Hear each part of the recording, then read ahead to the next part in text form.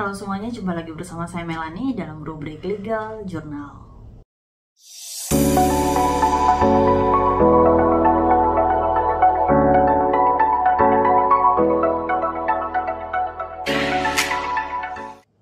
Kali ini ada yang namanya Aziz yang kemudian bertanya tentang pengurusan warisan di kelurahan, surat keterangan waris di kelurahan.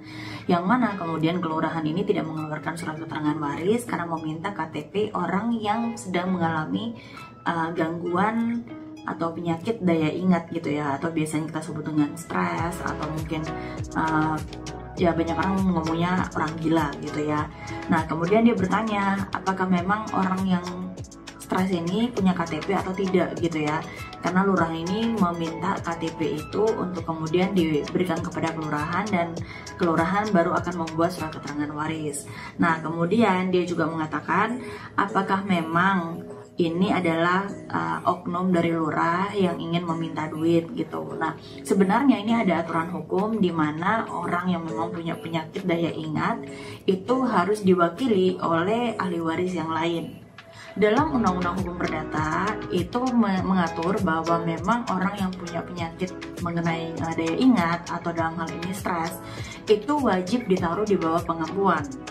Nah, itu diatur di dalam pasal 433 Kitab Undang-Undang Hukum Perdata yang bunyinya secara keseluruhan setiap orang dewasa yang selalu berada dalam keadaan dungu, sakit otak, atau mata gelap harus ditaruh di bawah pengampuan pun jika ia kadang-kadang cakap mempergunakan pikirannya.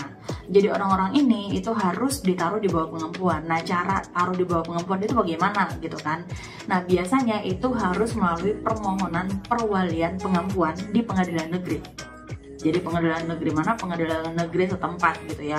Jadi kalau memang ada orang yang memang punya sakit hal yang seperti ini, kalian wajib membuat permohonan, kemudian kalian menuliskan kronologi bahwa memang orang ini sakit gitu ya, punya masalah dengan ingatan atau memori atau pikirannya, dan kemudian meminta untuk kemudian kalian yang menjadi wakilnya gitu ya, atau saudara kalian yang menjadi walinya, perwaliannya gitu. Nah nanti setelah itu kalian akan meminta kepada majelis hakim untuk menetapkan bahwa si X ini menjadi wali atas orang yang memang punya gangguan ingatan ini.